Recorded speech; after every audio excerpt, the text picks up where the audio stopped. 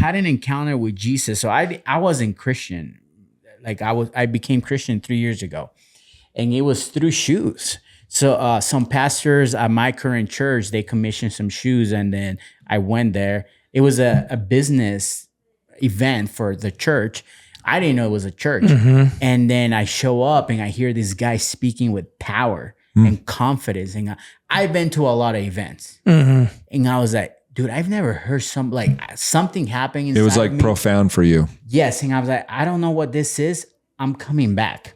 And I just kept showing up. I love that. I was the guy sitting in the back, sunglasses. They weren't judging me. I was just hearing people preach. And I loved that. And then I went into this deep journey that's been 3 years now of following Jesus. Your Catholic mom and your Catholic grandma, they're so happy right now, huh? They are.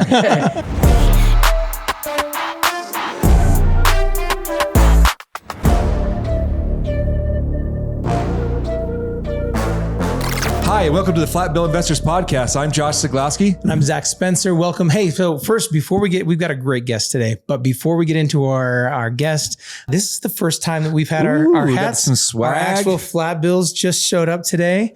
And so we want to say thanks to Colt and all the guys over at Drip Swag, because they're actually pretty sweet. I just went to wash my hands a minute ago, and in the mirror, it's forward. It's actually pretty sweet. So thanks, Drip Swag, for all your help. Thank you, Drip Swag. Yeah, let's get into it. We've got an amazing guest today, somebody who no sabía que era caraqueño, pero tenemos un caraqueño aquí con nosotros hoy. Y if you didn't know that we're bilingual on this podcast, hoy sí estamos, okay? It'll be at the very bottom. The little caption up. Okay, so we've got somebody who's overcome a lot. And I think even just when you find out what it takes to come from Venezuela to the States and to make something of yourself and to get through that shows an incredible amount of resilience and vision and all the things we talked about.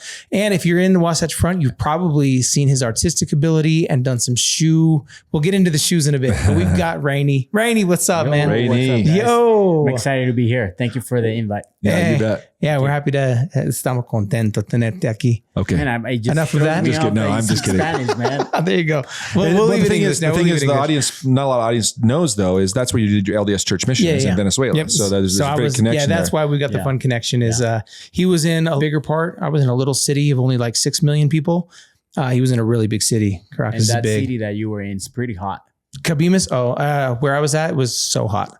It's basically 100 degrees and 100% humidity all year. What year was there a certain age that you moved from Venezuela? I moved here when I was 18. So that was 2010.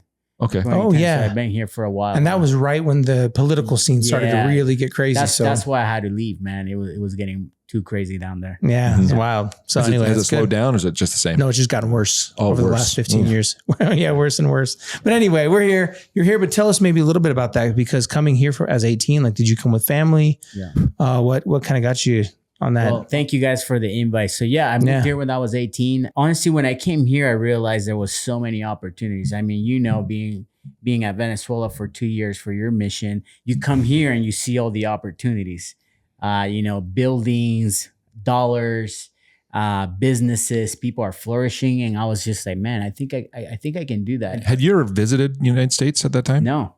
So you're just seeing all this like, oh my gosh. Yeah. Well, let me ask this then. Did you come to Utah first, or did you go somewhere else first? It was Utah first. The one thing that I thought I was going to get into, like, the movies, you see New York City. Yeah. I thought I was going to get to that. And I'm like, this is it. And imagine Utah 2010 is not what it is now. For sure. It's not that different than New York. What are you talking about? It's grown so much. Yeah. So it was a shocker, but it was actually pretty good for me because I was able to learn the language, adjust really quick. So I realized right when I got here that I wanted to mingle and make sure, I adapt really quick. Yeah, that's great. I mean, let me ask you, why Utah though? Out of all the places you could have landed, was there somebody you knew or some family? My dad moved here in 22 during the Olympics. Oh, so that was where the connection happened. 2002. Yeah, 2002 during the Olympics, he came, and then so you came. And then, okay, cool. You came 8 years later. 8 years later. Does he still? He lives in Layton, right? He still lives up here in Layton. Yeah. That's when I come up here, just visit him and see how he's doing. And so when you moved here, because I know where you're at today, but so you moved here, it's 2010. I assume you went to find a job. How was that tough to find a job being from another country? Yeah, so green card probably. It was a grind. I had all kinds of jobs. From my first job here in the US, It was a Chuck E. Cheese, the one that used to be In up Layton. here. Yep. I used to be Chucky.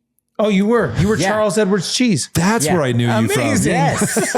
I have pictures out there on Facebook. Yeah. So I used to be Chucky. I love that. Because I That was wasn't. my favorite thing when I was a kid. I'm serious. Charles Edwards Cheese. We like him. Yeah, There you go. he would. I have some crazy stories about that guy, but anyways, that was the only spot they could put me in because the language Oh, barrier. you didn't have to talk, yeah. yeah. And then from there, man, I had all kinds of jobs from dishwashing to washing cars, like waiter. So that's why right now, even being here with you guys on today's Tuesday and I'm hanging out, I'm grateful for that because I know what it is. Yeah. Being working for somebody else and trying to figure out, okay, what am I gonna do in this country? Because I knew I didn't come here to stay there. I knew it was just a season of my life. Yeah. But I had to go get what I really wanted. Totally. Yeah, I totally agree with that. I mean, I know where you're at today and I know where I was at, 20 years ago. And it's like all those, like, let's just call them labor jobs, they're tough, but they're also build you, I don't ever look back like, can't believe I did that. No, I'm glad I did every single one, which is a lot. From McDonald's when I was 15 to Arby's and I moved my way up. Well, no, it's so funny. We were just in Old Navy the other day with Sadie, I've got a little 10-year-old daughter.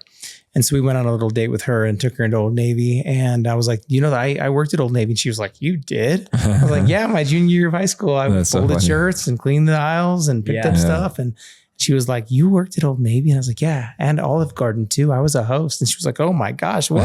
I don't know you anymore. She's like, did you get to eat all the food? I was like, yeah. So anyway. That's usually the question I get because I work in food. Like, did you eat a lot of burgers at McDonald's? I did actually eat a lot of the breadsticks. I'm not going to lie. So, And probably the burgers were healthier back then, man. Probably. Probably not. So there you go. So Well, anyway, I had a different metabolism than I do today. Also, 20-year-old me could eat a little bit more than, and that was 16-year-old me. Yeah. But no, so that's good. I mean, so we, I think you kind of embody that, like going through, just what it took. Before the show started, we had Callie, one of the gals in here, say that when she thinks about you, she thinks about resilience and perseverance. Like tell us a little bit about that. Like what things have you? Let me add a little stuff to that. Sure. The question that we asked is like, what was his superpower? Yeah. And he was like, well, I'm not sure. I've never really got that question before. And Callie was kind of helping out, get things set up. And, what did you say? Relationships. Oh, really? Oh, you eventually ended up saying relationships. Yeah, you said, that's one thing I've kind of noticed is it's what's funny. That's what I wanted to add to that. And then she mentioned perseverance was her opinion, and it is a good one. And I'm sure there's really good stories with that. But knowing you for, I'd say 4 years. Yeah. And, one of the things that we're going to talk about is, your transition of your believing in Christ and where that transition's been. I want to hear about that. But knowing you, it's not just relationships with you, it's cultivating those. Right. And you have really deep relationships. Right. Like you and I, like when we see each other, it's like we get right into where we kind of left off and versus not surface stuff. Yeah. You know what I mean? Right. So go more about like why relationships you feel. Yeah. So like I was telling you, our mutual friend, Sean Finnegan, he's been really helpful. And I like to honor him on that because he was one of the first guys that I met in this type of circles. And there was something different about him. And from that point, it was like, okay, like I can make a difference. And when I had an encounter with Jesus, so I wasn't Christian. Like I became Christian 3 years ago, and it was through shoes. So some pastors at my current church, they commissioned some shoes, and then I went there. It was a business event for the church. I didn't know it was a church. Mm-hmm. And then I show up and I hear this guy speaking with power and confidence. And I've been to a lot of events. Mm-hmm. And I was like, dude, I've never heard something happening inside. It was like me. Profound for you. Yes. And I was like, I don't know what this is. I'm coming back. And I just kept showing up. I love that. I was the guy sitting in the back, sunglasses. They weren't judging me. I was just hearing people preach. And I loved that. And then I went into this deep journey that's been 3 years now of following Jesus. Your Catholic mom and your Catholic grandma, they're so happy right now, huh? They are. My mom's Catholic, and it actually got our relationship even stronger because sometimes I just talk to her and we just talk about the Bible. That's cool. Yeah, that makes the moms. I'm sure that makes your mom's heart happy. That's good. Yeah, It's cool, man. it's a good way to connect with her because she's hardcore Catholic and she serves at her church and all that. So now it's like, Does she hear where does she live? she's in Venezuela. Yeah, so it's how often do you talk to her? I talk to her probably almost every day. Oh, really? That's so cool. Yeah. Good boy. So one of the Good things, boy. Good job. One of the things that I do is I like going on walks after work, just kind of remove myself from the chaos of the business and all of it. And I just talk to her. I call her on the phone, or, I'll do some worship, or, listen to a podcast or things like that, just to get my mind off things. It's a little good thing that I like to have systems and routines in place. And That's cool. And I know you do too. Yeah. I'm sure you as well. It's like those things makes our life better. So when we go out in the marketplace, we can perform the best we Totally. can. Yeah. Well, let me kind of stop you real quick, because we know what you do, but somebody who's watching maybe doesn't know. And this kind of, I think, plays a good part into these stories that you're telling, is your current business. And one of the things is when they talk about your superpower, I don't really know you that well. I just have seen you around and seen things you're doing and seen people at your studio creating, this art. And so when you talk about your superpower, it was crazy to me that you didn't say something about be able to do art, because to me, that's something that I wish I had a better talent at that, or I wish I were more creative and things like that could build things in such an artistic way. So it was interesting when you didn't say that. I was like, no, for me, your superpower in my eyes is that you can take these, blank canvases and turn it into something beautiful or custom or unique. So maybe tell real quick how you got into that, and tell our listeners what you do. Yeah. So my company, we do custom shoes. So we've done a few shoes for Josh. We're about to do some for you now too. It's a fun business. I used to have my first business 8 years ago, was a clothing brand. It was e-commerce, and we went into retail spaces. We had a couple of spots here, one up here in Farmington. And then from there, we just went all in on shoes back in like 2020 or 2020, early 2021. And what I decided was like, okay, I want to be the best at making shoes. Like I started looking at other guys on YouTube and seeing, okay, these guys, they're good, but I wanted to see why were they stuck at that level. Sure, yeah. And then what I realized, I had a good mentor and coach who was like, you need to stop thinking as an artist and you need to think as a business guy. Start building a team, start building systems. I love systems right now, because we just hire an advisor to help us scale the company. So we now have a team of 5 people doing shoes. We're building production lines and things like that. So that's what I'm very passionate right now. I love the art aspect, but now what makes it more fun to me is seeing the team. Yeah. Seeing, empowering my right hand, Ozzy. Hey man, like, okay, this is how you're going to train the new people. And then I'll help you out. Like, I just kind of let him do his own thing so I can focus on what I'm good at and let him focus what he's good at. So we do shoes. We do the sneaker nights. Those are really fun. We started doing those last year, which we do like some for team building activities that we can take them to your company or somewhere else, or at our studio. We do networking nights, we do date nights and things like that. So it's a pretty fun thing. Every time I see him, I'm like, dude, that's so sweet. And I've seen like all sorts of crazy stuff you guys do. So it's cool. We're gonna get you on the next one. Yeah, that's all good. Yeah. So to see kind of you go from Chuck E. Cheese to now you've kind of transitioned. I do have a kind of a random question. What's your favorite shoe right now? Right now, I just like the Jordan 1 Low, the Travis. That's what I kind of go to. Yeah, that's my go-to. That's my go-to too. I have so many shoes and I wear almost the same shoe now every day. Yeah, I go through seasons. Last year I was wearing the Jordan 1 highs like all the time. Now I just kind of phase out of that. There you go. So I like the low now. I'm a low guy too. There you go. What's your favorite shoe? Go ahead. Tinker threes. I don't have them on, but no. Okay. Yeah. Cool. The threes, the gray ones. Anyway. No, I was going to add. So we were talking about the superpower, and like I said, Callie said perseverance. Why would she say perseverance for you? Oh, let me back up too. You talk about your company name and then the logo, because that's where you told us about that story with her. We didn't know that. That's cool. Yeah. So you've known her a long time. I know. She actually used to work for the guy that was doing my printing 8 years ago or 10 years ago. Wow. And small world. She knows me when I was working for somebody else and I was pursuing my dream on the side. And I would go to their shop and, hey, I want this shirt and then put this logo. And then she helped me put that logo together because I was like, we used to use this one that it was Gym Rat, and for branding purposes, it was no longer working. And she seen from like, okay, like I was just selling one shirt to, okay, now we're selling 10, then e-commerce, then the retail stores. Now she's seen this part. So I feel like she's seen the whole journey. Yeah, that's which so is cool. pretty crazy. That's cool. As she was saying that, I was like, man, it's been a long ride. So where did the name Gym Rat come from? So that's GMRT. GMRT. So it came back in the days I was big into the gym. I think every guy's been like, at least in the early 20s, you're into like, There's a phase. Yeah. So Sometimes And you go Still for now. different reasons. Yeah. right, that too. So it came from like, I wanted to be a gym brand. At the beginning, I wanted to buy gymrat.com. And then the guy wanted like 14 grand for it. I'm like, I haven't sold a single shirt. So I just took the Y and the 8 out, call it GMRT. And then, but I stuck to GMRT for everything because it's just been part of the journey. I love So that. I just don't want to come up with a new name. So every new thing that I start, I just put GMRT and whatever it is next. Yeah. So it's just one thing that it just kind of reminds me, okay, where the beginnings were a few years ago. So. Well, being that the one thing that you and I have talked about too is you being a visionary.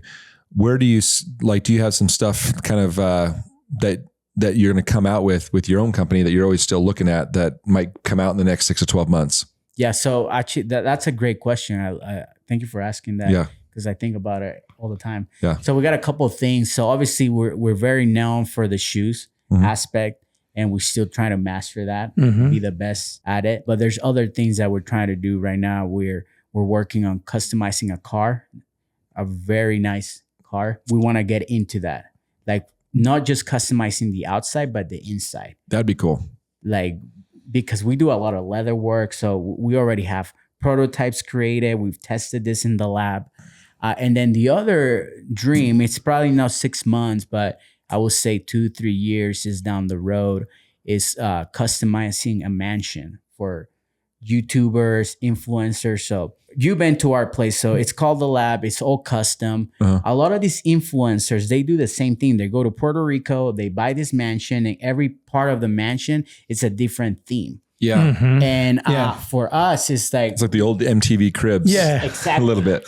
So that's kind of what we're trying to do. Like, hey, this is our budget, and you have a month to do the entire thing. And we know a bunch of artistic people, and then we'll put them all together in a room. Hey, let's make this place amazing for, I don't know, Jake Paul, Logan Paul, whoever. That's that cool. be. So it's a very specific client because they gotta be crazy enough to like do something like that. Yeah. But those are the two things. It reminds me of the Carlos Boozer story with Prince. Have you ever heard that? Yes. That'll when be you for rented the another day. house. We'll have to tell you someday, but yeah, he just converted the whole house and then converted it back. But we'll chat about it. But that's the ability, like, Josh says, you had put on your sheet, the visionary. That is one of those things where I think some people may not think I'll ever have the ability to do something that big. Yeah. But to dream in that size, to me, that's pretty cool. That's amazing. And you've been really helpful with that, like, because, I see you on social media. When I see you at events, I'm like, dude, this guy's doing big things. Yeah. And I know him. So that helps me dream big Sure. because I'm like, okay, like, I know him. It's a real human. I can touch that guy. Yeah. So it's just like motivating, seeing you, my other friends and clients, because I like my clients to become friends. Now, it obviously doesn't happen with everybody, but most of them, I want to be your friend. Like, I actually want to get to know you. Yeah. What did you do to get here? And a lot of times we don't even talk about business. I like to talk about life, because that's what makes us better to perform in our well, that's what you and I were talking about when you first got here. We'd nothing about either one of our businesses. We talk about the Kentucky Derby, and the guy that won was from Venezuela. Yeah. So that's where we talked about the country and stuff. A little Venezuelan dude. I want to add something real quick. We talk about visionary. So there's a book called Rocket Fuel. Have you ever heard that book? No. Have you heard a book called Traction? Yeah, that one, yes. Yeah. So Traction, the author of it made a second one called Rocket Fuel. Okay. And he talks about, in order to have a successful business, you got to have two people. because he interviewed multiple Fortune 500 companies, and he saw the percentage of ones that had success had two people in their company, a visionary and an integrator. You talk about Ozzy, I assume he might be your integrator, but you should read that book, because then once you kind of both understand, it sounds like you guys already understand each other, like where his role is, where your role is, all that kind of stuff. But that's something that I think even the audience should know, is that's such a great book. Because if you're someone that's starting a business or even having a business, and you've had it for 4 or 5 years, and you're like, man, I'm just grinding. I need to figure something out. Read that book, because you might be an integrator and you need to find a visionary to be a partner with or help you out with your business. Exactly. And that's good, because when I brought Ozzy as my right hand, we kind of just took off, but he also took ego. I had to put my ego aside and be like, hey, you know what? I know what I'm good at, and I know what I suck at. And he was bringing the skills that I was not really good at it. And that's how we've been able to scale. Finding that out. And that's why I love the superpower question, which the first time I got asked that question was at the that nigiri lunch. We went to a sushi lunch with a bunch of entrepreneurs, and at the table, they just went around and they said, hey, everybody tell us your superpower. And luckily I was at the end of the table, because I was like, nobody's probably really ever asked me that. Really? And really, I had like never really had to sit and think, okay, what are my superpowers? I mean, I've had thoughts about like what I'm good at, what I'm not good at, like doing my own paperwork, not good at. I need to hire someone to do that. But other things, but it was funny in that lunch to have that kind of hit me like that, like, okay, what is my superpower? Because now when we, you see that, you go, okay, you can really lean into that. And that really gives you legs. So it's awesome to hear. So good. Yeah. That's amazing. Anyway, hearing you, the passion like oozes out of your voice about it, which is pretty cool. Thank you. So, it always has. I mean, the business is awesome. It's a great, business that he's been in. I've always tried to add value of like, hey, have you ever thought about this? Have you thought about that? I think we all should do that, especially like when he talks about seeing each other at networking groups. That's what I'm always trying to find, is like, how can I be almost like a outside consultant for someone to help them succeed? Because someone asked me, is actually a friend of mine, Andy, one time, I can't remember the exact question, but the answer was like, I do it because I want other people around me to succeed too, not just myself, because I don't want to be on the mountain by myself. I want people to, hike with me and get all the way up. Right. Yeah. Right. Which is, it's a reminder. I remember a couple of years ago, I had one employee. I've never forget this. She's like, I gave her paycheck, because I'm old school too. I give people their paycheck. Oh, wow. Because I just know what something tangible to feel. I just know like how hard, like, because I think about like who's looking for custom shoes. So I'm always thinking about like, how to market and things like that. So when I give people their check, it's like, dude, we work hard for this. So I go hand out people's check. But I remember one time I gave this employee a big paycheck. We had an amazing month. And she's like, this is the biggest check of my life I've never had. And that to me, I was like, man, that was worth it. It's funny because there was this one time with our ERC company, we did a profit sharing, and there was bonuses at the end of the year. And one of my employees, I won't say her name, she's like, hey, can I talk to you and one of my partners? But you could tell it wasn't like it was that she had something was up. Yeah. Well, in a positive way. Because sometimes you're like, can we talk to you? Like, it didn't have that feeling like, this is gonna be bad. It's like, okay, this is something, And when we walk in the room, she just bawled and she cried, and she was like, you don't even know, like last week we were just sitting there thinking like, how are we going to do this or that? Because they had a couple like medical problems in their family, and now they could pay cash for it. Yeah, and she's like, that, you guys are the best. Like that changed me. And it's funny because stuff like that, like when you talk about that, of all the, let's say the income I've made for a year, that made it all worth it for me. Yeah, it's funny. That conversation. It maybe pales in comparison to the rest of it, but just sure. this something unexpected or something that was just a little bigger than kind of changes your perspective a little bit. That's great. Yeah. Well, listen, I know we've talked a lot about shoes, hats, Venezuela. I didn't get your best empanada or your super tequeño order.